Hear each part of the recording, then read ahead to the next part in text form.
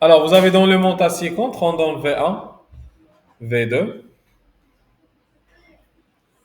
les différentes résistances, USAT plus, moins USAT. Ça veut dire quoi USAT? La tension de saturation. Bien, vous pouvez le voir comme étant le VCC, d'accord? Moins VSAT et ainsi de suite. L'intensité maximale du courant de sortie de l'amplificateur, c'est I est égal à 20 milliampères. Alors là, c'est 20 milliampères. Quel est le mode de fonctionnement de l'amplificateur? Ça veut dire, est-ce qu'il est linéaire ou bien non linéaire? Non linéaire. Pourquoi? Parce que la sortie n'est pas connectée à l'entrée. Ça veut dire, régime non linéaire, c'est un fonctionnement en quoi? Comparateur.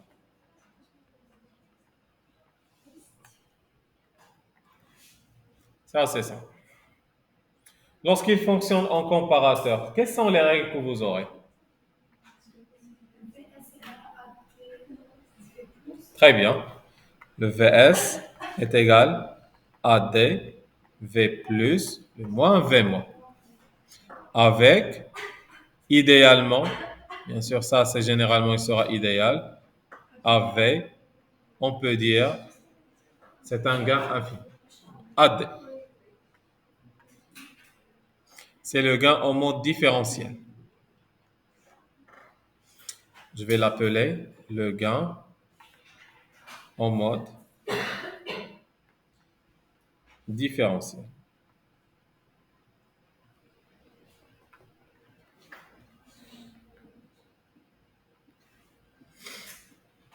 Et dans ce cas, qu'est-ce que vous aurez? Que si le V plus est supérieur à V moins, le VS sera quoi? Très bien, est égal VCC ou bien plus USAT dans ce cas. Si V plus est inférieur à V moins, VS sera moins USAT. Et si les deux sont égales, mais ça doit être parfaitement égal, VS est égal à ça. C'est uniquement ce qu'on a fait dans le cours. Alors, donnez la valeur de la tension de sortie. Là, ce sont juste un rappel de ce qu'on a déjà fait. Maintenant, en se basant sur ce petit rappel et sur le mode de fonctionnement de l'amplificateur, donnez la valeur de la tension de sortie. Où est la tension de sortie? C'est la tension au bord de R3. Voilà. Et bien sûr, ça, c'est la masse. Toujours prenez ça, c'est la masse. C'est pas R3, mais c'est VR3. Alors, VS égale à VR3.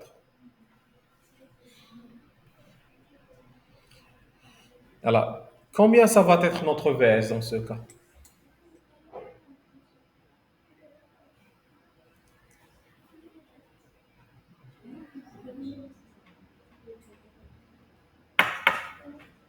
Ça sera combien?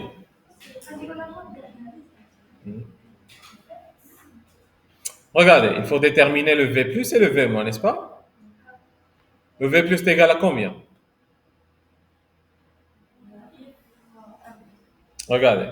C'est quoi le courant qui passe ici? Non? Non. C'est quoi le courant qui passe ici? Combien? Zéro. C'est quoi la tension au bord de R1, R2? Regardez, si le courant qui passe par les résistances est nul, c'est comme s'il n'y a pas la résistance. C'est comme si le V plus c'est V2. Est-ce que c'est clair? Alors, s'il n'y a pas un courant qui passe par la résistance, négligez la résistance. Prenez ça comme règle. Si aucun courant ne passe par une résistance,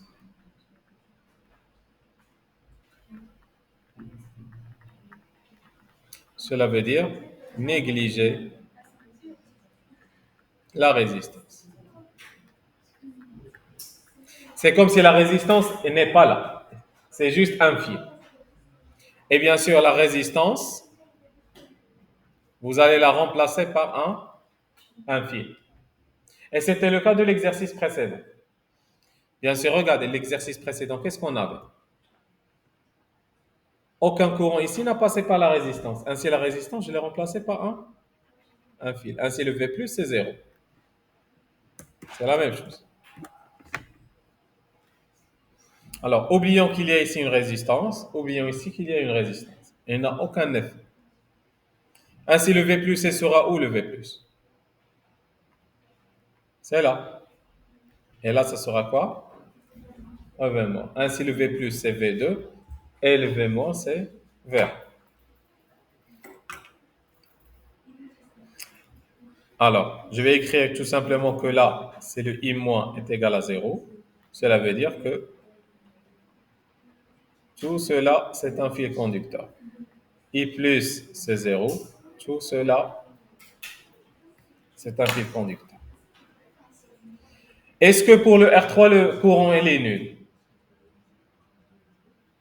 Là, le courant n'est pas nul. Ça veut dire le R3, vous ne pouvez pas la négliger, d'accord? C'est ça.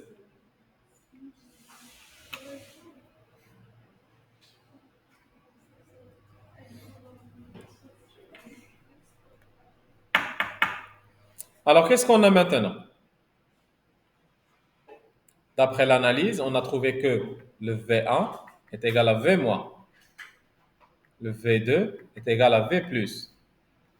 Avec un amplificateur opérationnel non linéaire, ça veut dire fonctionnement en comparateur. Quelle sera la règle? Vous aurez que le Vs, qui est le VR3, elle sera égal à combien? On a dit c'est AD, facteur de V+, moins V-. Cela veut dire c'est AD, facteur de quoi? V2, moins le V1. Avec V1 est égal à combien? V2 est égal à combien? Essayons de voir l'exercice.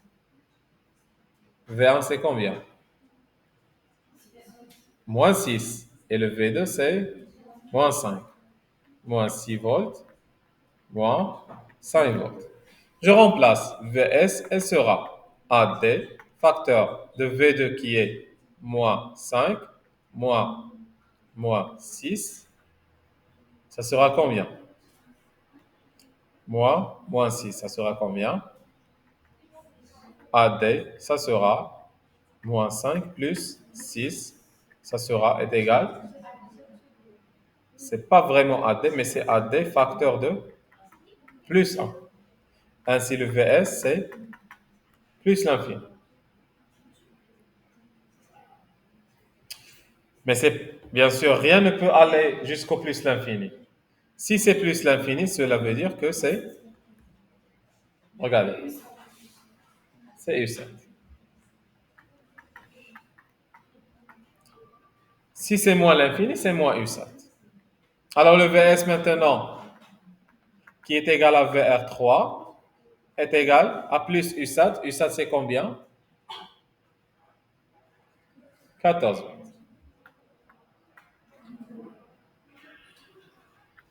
Voilà.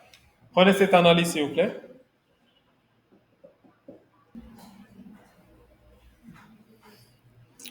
C'est bon? Et alors, suivez bien. Donnez la valeur de la tension de sortie, c'est 14 volts. C'est simple. Quelle est l'intensité du courant I? Là, c'est l'intensité maximale que peut délivrer, n'est-ce pas? Quelle sera l'intensité du courant I?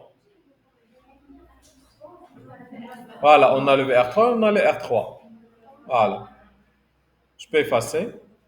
Bien sûr, le I. Ça sera quoi? C'est le VR3 sur R3. Ça sera 14 sur 1. 10 puissance 3. Ça sera combien? 14 milliampères. Est-ce qu'il peut délivrer 14 milliampères? Oui, parce que le maximum, c'est 20. Inférieur à 20 milliampères. Ça veut dire qu'il peut la délivrer, bien sûr, sans aucun problème. Et ça, c'est la valeur qu'il peut délivrer. Sinon, il sera aussi saturé.